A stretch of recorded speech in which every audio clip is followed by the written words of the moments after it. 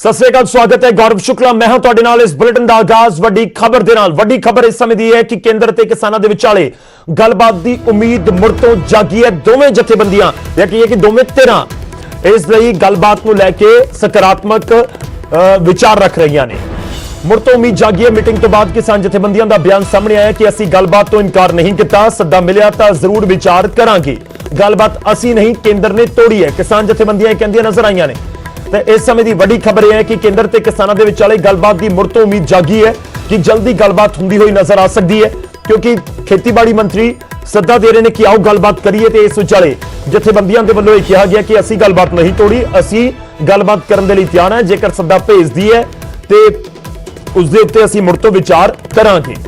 ਤਾਂ ਇਹ ਇੱਕ ਸਕਾਰਾਤਮਕ ਇਸ ਸਮੇਂ ਖਬਰ ਜ਼ਰੂਰ ਤੁਸੀਂ ਕਹਿ ਸਕਦੇ ਹੋ कि जेकर मुड़ तो गलबात तुरदी है। देखो आखिर नु गलबात के जरिए ही पूरा मसला तो हल होएगा। तो जेकर गलबात नू लेके दोवें तरह पॉजिटिव नजर आउंदियां ने, सकारात्मक नजर आउंदियां ने, तो एक उम्मीद जरूर बचदी है। सरकार कह रही है कि ਤੁਹਾਡੇ ਵੱਲੋਂ इनविटेशन आवे, ਅਸੀਂ ਤੁਹਾਡੇ ਮੂੰਹ ਵੱਲ देख रहे हैं। नहीं, सरकार को हमने कभी इनकार नहीं किया। जब इनविटेशन आएगी तो हम सोच लेंगे। ਤੁਸੀਂ इनविटेशन दे दियो, ਤੁਸੀਂ इनविटेशन दे दियो। नहीं, हम इनविटेशन नहीं देंगे, सरकार देगी इनविटेशन। हमने बंद नहीं किया रास्ता। सरकार जब बुलाएगी हम जाएंगे। उधर एक बार मुड़ तो खेतीबाड़ी मंत्री ने गलबात का सद्दा देंदे हुए किसानों को हल निकलने की उम्मीद जताई है। मैं समझता हूँ, मैं आशावान हूँ। लगातार हम किसानों से वार्ता के लिए तैयार हैं और मुझे आशा है कि किसान वार्ता के लिए आएंगे और ज़रूर हम बातचीत करेंगे और बातचीत के माध्यम से समस्या का हल निकालने की कोशिश करेंगे। सरकार ने उनकी जो मांगे हैं उनको समाधान करने के लिए प्रस्ताव उनके पास भेजा है और कोई भी कानून में जो प्रावधान पर आपत्ति होती है तो प्रावधान पर ही चर्चा होती है और जो आपत्ति उनके ध्यान में आई उन आपत्तियों को निराकरण करने की हमने कोशिश प्रस्ताव में की है। और इसलिए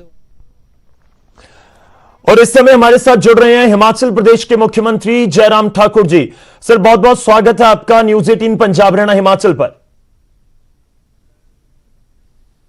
जी धन्यवाद धन्यवाद। सर मैं शुरुआत करूं, मैं हिमाचल का रुख करूं कि हिमाचल में कानून को लेकर क्या बातचीत है, लेकिन देखिए इस समय पूरे देश में कृषि कानून को लेकर चर्चा है। सबसे पहले आपसे यही समझना चाहेंगे कि आप इस कानून को किस तरह से देख रहे हैं, हिमाचल के मुख्यमंत्री इसको किस तरह से देख रहे हैं। एक बार पूरे देश के प्रोस्पेक्टिव की बात कर लें, उसके बाद मैं हिमाचल का रुख करूंगा।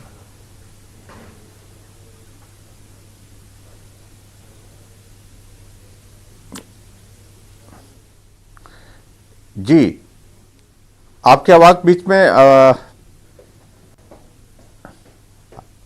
जी सर मेरी आवाज अगर पहुंच रही है तो आप कानून को किस तरह से देख रहे हैं, क्योंकि विरोध जबरदस्त है। पड़ोसी राज्य है हिमाचल के, पंजाब में, हरियाणा में। अगर मेरी आवाज पहुंच रही है तो इसके ऊपर आपका रिएक्शन चाहूंगा कि हिमाचल का हम रुख करें, लेकिन आप पूरे देश के प्रोस्पेक्टिव में इसको किस तरह से, नए कृषि कानूनों को किस तरह से देख रहे हैं। एक तो मैं बड़ा स्पष्ट कहना चाहता हूं, जहां तक हिमाचल प्रदेश की बात है, हिमाचल प्रदेश में इस कानून का अभिनंदन किया है किसानों ने और हमारे हिमाचल प्रदेश के सारे हिमाचल के लोगों ने। कहीं भी किसी भी तरह से हिमाचल प्रदेश में इस कानून के बाद जो है किसी प्रकार का कोई कंफ्यूजन नहीं है। और इसलिए आपने देखा होगा कि पूरे देश भर में जब बंद की कॉल दी गई थी, हिमाचल एक ऐसा राज्य था जहां पर एक भी दुकान बंद नहीं थी, एक भी बाजार की तो बात छोड़िए, एक भी दुकान बंद नहीं थी।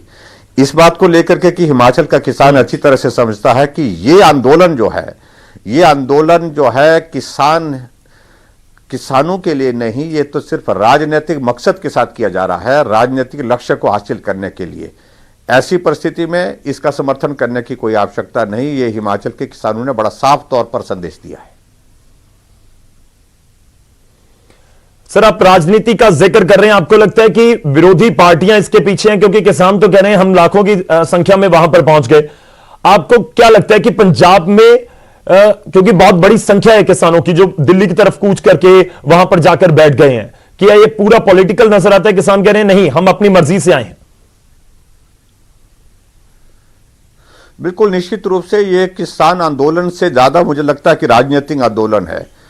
इसी कानून का समर्थन करने के लिए कांग्रेस ने पहल की थी। इसी एक्ट को लेकर के कांग्रेस ने बड़ा साफ कहा था कि 2019 के चुनाव में कि हम अपने घोषणा पत्र में इसमें शामिल किया, और उन्होंने किया भी, घोषणा पत्र में शामिल किया। और शामिल करने के बाद उन्होंने इस बात का जिक्र किया कि पूरे देश भर में किसान के लिए यह कानून लाने की आवश्यकता है। इस प्रकार से इस सारी चीज को आगे बढ़ाने की आवश्यकता है।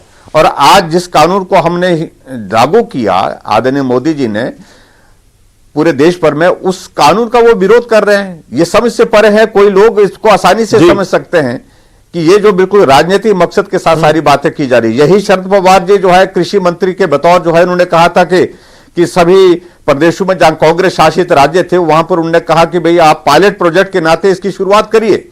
और यहां तक के कहा था आगे बढ़कर के कि अगर कोई प्रदेश इसको लागू नहीं करेगा तो हम केंद्र की ओर से उनको मदद नहीं करेंगे, यहां तक कहा था। और आज जाकर के जो है उसका विरोध कर रहे हैं। इसलिए बहुत विचित्र परिस्थिति है। और ये मकसद सिर्फ एक है कि मोदी जी ने लाया है कानून और इसलिए इसका विरोध करना है। राजनीतिक मकसद के सिवाय कुछ नहीं है। और मुझे अभी भी पूरा भरोसा है, पूरा विश्वास है, किसान इस बात को धीरे धीरे समझ रहे हैं। इस बात को समझ करके जब वो सारी सच्चाई का सामना करेंगे तो निश्चित रूप से बात आएगी कि वो राजनीति का शिकार हुए हैं। और ऐसी परिस्थिति में मैं समझता हूं कि इस दौर में किसान जो है जिस प्रकार से इस आंदोलन का हिस्सा बने हैं, वो बिल्कुल एक राजनीतिक मकसद के साथ जो है वो लोग जो पीछे पर्दे के पीछे काम कर रहे हैं उनका जो है चेहरा बेनकाब होगा। जी सर, देखिए प्रधानमंत्री को बहुत शानदार वक्ता के तौर पर देखा जाता है। आपको लगता है कि बीजेपी की कहीं ना कहीं कमी है कि अगर आप इतने कॉन्फिडेंस के साथ, पूरे बीजेपी के लीडर, आप बहुत बड़े नेता हैं, बीजेपी के प्रधानमंत्री हो, गृह मंत्री हो, वो यही जिक्र करते हैं कि ये किसानों के लिए, उनके फायदे के लिए है। क्या बीजेपी समझा नहीं पाई? आपको लगता है कि ये कमी रह गई यहां पर कि अगर समझा पाते तो शायद इतना बवाल ना होता? देखिए, एक तो मैं बड़ा स्पष्ट कहना चाह रहा हूं कि पूरे देश का किसान जो है, ज्यादा किसान जो है पूरे देश का जो है समर्थन में है, सहयोग में है, वो बड़ा स्पष्ट है।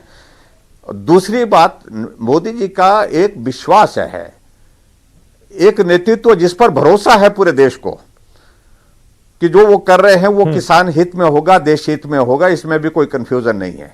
तीसरी बात में ये भी मैं कहना चाहता हूं, आप कल्पना करिए हमारे 2020-21 के बजट में, केंद्र के बजट में कृषि के क्षेत्र में 6% की इंक्रीज के साथ बजट को लाया जाता है। एक बजट में 6% के साथ इंक्रीज किया जाता है, बढ़ोतरी की जाती है।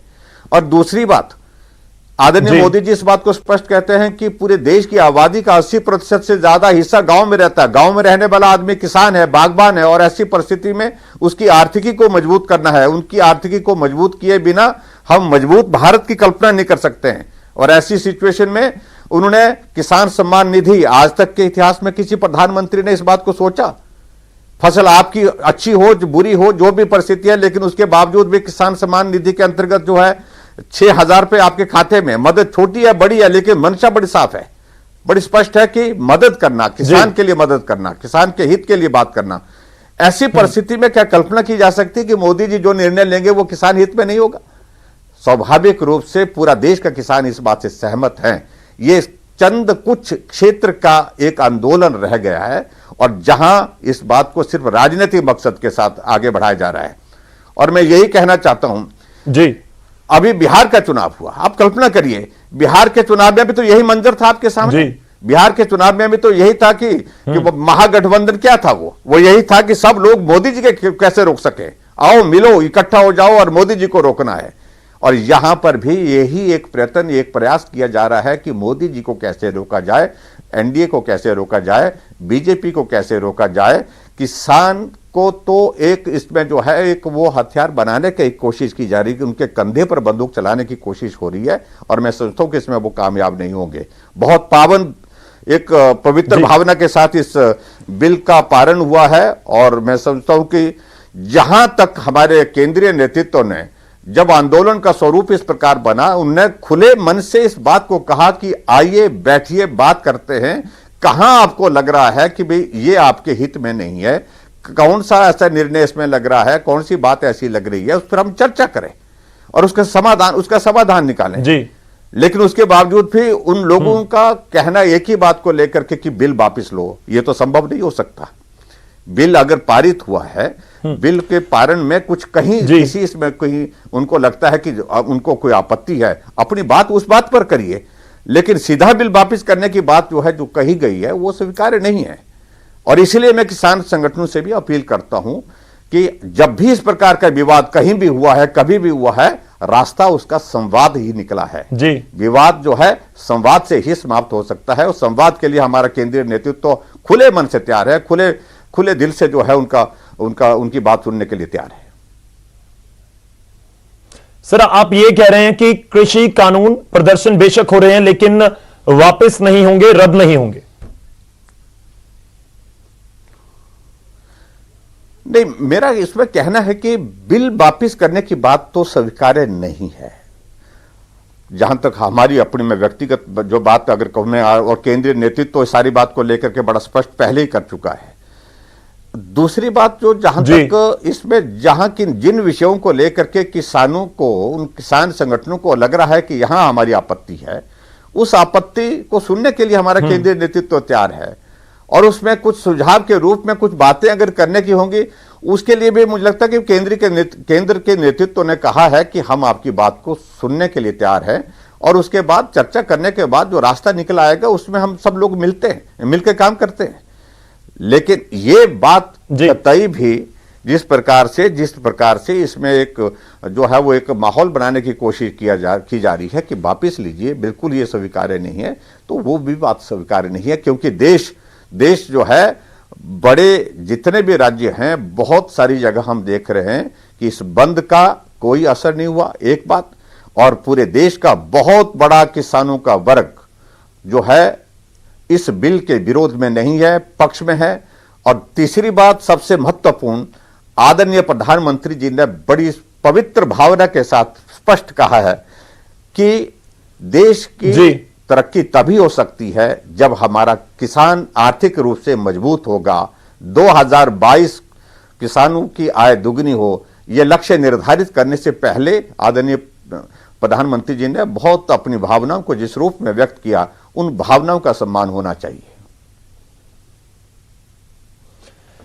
सर, मेरे दो सवाल और हैं जो आप जिक्र कर रहे हैं उसी से जुड़े हुए। एक तो राहुल गांधी हो या एनसीपी के शरद पवार हो, वो राष्ट्रपति के साथ मुलाकात करते हैं और उसके बाद उनकी स्टेटमेंट थी कि कानून रद्द होने चाहिए, किसानों के विरुद्ध हैं ये। और राहुल गांधी ने एक और स्टेटमेंट दी, वो कह रहे थे कि किसानों का भरोसा अब केंद्र की सरकार में नहीं है। सर, और दूसरा सवाल यह भी है कि किसान संगठन यह भी कह रहे हैं कि पहले आप कहते थे कि कानून तो किसानों के पक्ष के लिए बनाए गए हैं, तो फिर अब आप उसमें संशोधन के लिए तैयार क्यों हुए? ये दोनों चीजों को लेकर भी सवाल उठ रहे हैं कि एक तो जो विरोधी उठा रहे हैं और किसान कह रहे हैं कि पहले तो आप कहते थे कि ये 101% किसानों के लिए है, अब आप उसमें अमेंडमेंट्स के लिए तैयार हैं कि बोलिए कि आपको संशोधन करवाना है, हम कर देंगे।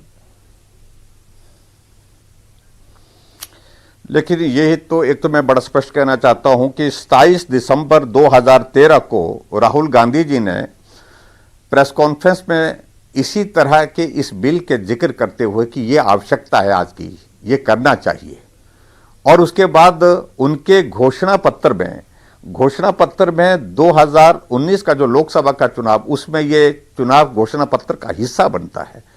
और उसके बाद आज जब इस बिल को लेकर के आए, इस स्पिरिट के साथ लेकर के आए हमारा केंद्र का नेतृत्व आदरणीय मोदी जी, तो इस बिल का विरोध करने के लिए आगे बढ़कर के जो है राजनीतिक मकसद के साथ बात कर रहे हैं, ये समझ में पूरे देश को आ रहा है।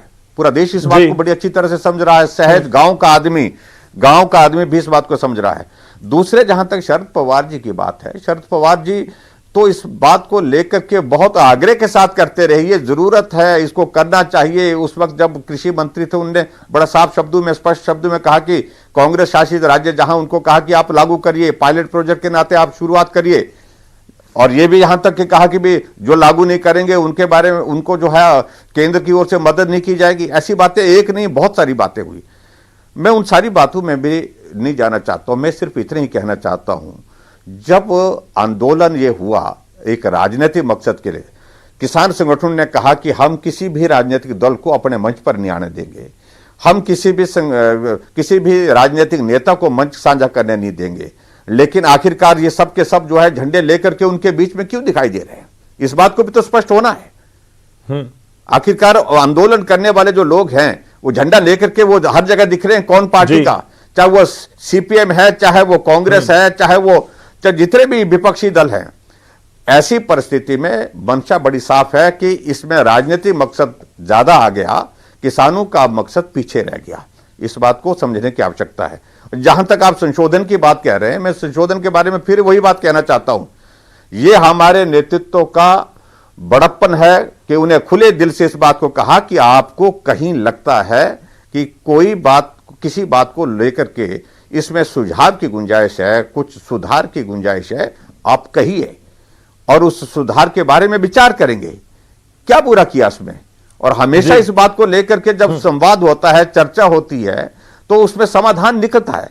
तो समाधान के लिए मुझे लगता है कि केंद्र के नेतृत्व में इस दिशा में अगर बात कही तो उसको अन्यथा लेने की आवश्यकता नहीं है। लेकिन हम इस बात को कह रहे हैं, जिस रूप में बिल पारित हुआ है, इस रूप में बिल बहुत बेहतर है और ये देश के लिए जो है, हमारे किसानों के लिए आने वाले समय में एक वरदान होगा।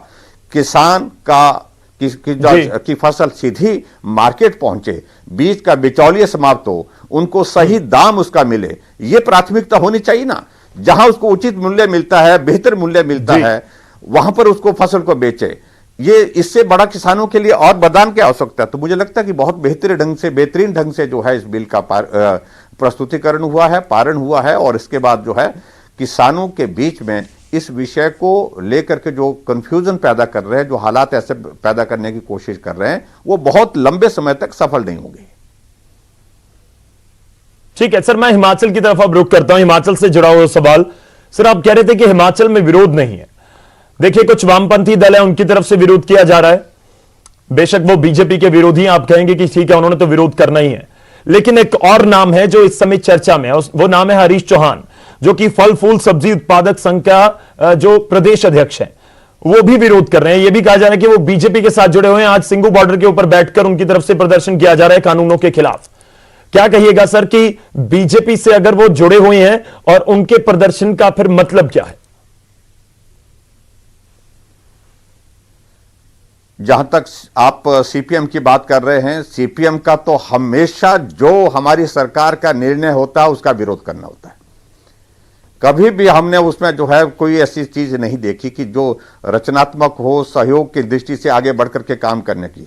क्योंकि मूल सिद्धांत उनका है, जो बीजेपी करेगी, जो भाजपा की सरकार करेगी, उसका विरोध करना है। उनका एजेंडा बहुत सीमित है और बड़ा स्पष्ट है और वो अपना काम कर रहे हैं, उसमें हमको कोई ऐतराज नहीं है। क्योंकि उस तरह की उनकी विचारधारा की जो काम करने की जो शैली है, तौर तरीका है, उस पर मुझे कुछ ज्यादा कहना नहीं, क्योंकि पूरा दुनिया जानता है, दुनिया से समाप्त हो गया कम्युनिज्म, भारत में भी अंतिम सांसें ले रहेगा, यहां भी समाप्त हो जाएगा। लेकिन जहां तक जिस चौहान की आप बात कर रहे हैं, मैं समझता हूं कि इन सारी बातों को लेकर के एक व्यक्ति ने अपने समर्थन की बात कही हो, किसी वजह से कही होगी, तो वो उनसे पूछी जा सकती है। लेकिन इसको कोई आंदोलन का या बड़ा कोई काम हो गया, इस प्रकार की ऐसी कोई बात हो गई, ऐसी बात बिल्कुल भी नहीं है। हिमाचल प्रदेश पूरे शांति प्रिय ढंग से सारे इस आंदोलन को देख रहा है और इस बात को महसूस कर रहा है कि किसान के हित के लिए आदरणीय मोदी जी ने जो ये किसान बिल लाया है, कृषि बिल लाया है, ये बहुत बेहतरीन है। बेवजह राजनीतिक मकसद के साथ जो है, जो लोग इसका विरोध कर रहे हैं, उनको जो है अपनी राजनीति चलानी है। लेकिन किसानों को इस संकट के दौर में, ऐसी परिस्थिति में, खासतौर से जब उनको भ्रमित किया जा रहा है, उनको अपना भला सोचना चाहिए, अपने हित सोचना चाहिए। वो हित इसी में है कि वो इस बिल के सहयोग में आगे आए। ठीक है सर, मैं एक और सवाल आपसे लूंगा, आखिरी 1-2 मिनट जरूर आपके लूंगा। देखिए, हिमाचल में खरीद, मैं खासतौर पर सेब का अगर जिक्र करूं तो खरीद की एक अलग पूरा प्रोसेस है। वहां पर पहले भी ऑप्शंस हैं किसानों के पास, बागवानों के पास, कि वो अपनी मर्जी से चाहे मंडी में जाएं, चाहे बड़े स्टोर के पास जाएं, या फिर कोई उनके खेत तक पहुंच कर ले, वो उसको भी बेच सकते हैं। तो उनको किस तरह से इसका लाभ होगा? क्योंकि बहुत सारे लोगों से बात हुई आपसे बात करने से पहले, तो वो कह रहे थे कि बड़े स्टोर्स में जाने का नुकसान एक ये होता है कि वो बड़ी क्वालिटी जो क्वालिटी का सेब है उसको तो ठीक रेट पर खरीद लेते हैं, लेकिन उसी में से जो छोटा सेब होता है या हल्की क्वालिटी का होता है उसको बहुत ही कम रेट पर खरीदते हैं, और फिर जब फसल खत्म हो जाती है तो 3-4 महीने बाद उनके पास स्टॉक होता है और वो कई गुना रेट के ऊपर उसको बेचते भी हैं। और यही एक अंदेशा है पंजाब के किसानों को भी कि हमारी फसल से इस तरह से होगा। नए कानून से हिमाचल के सेब के बागवानों को किस तरह से फायदा होगा, आप अगर क्लियर कर पाए।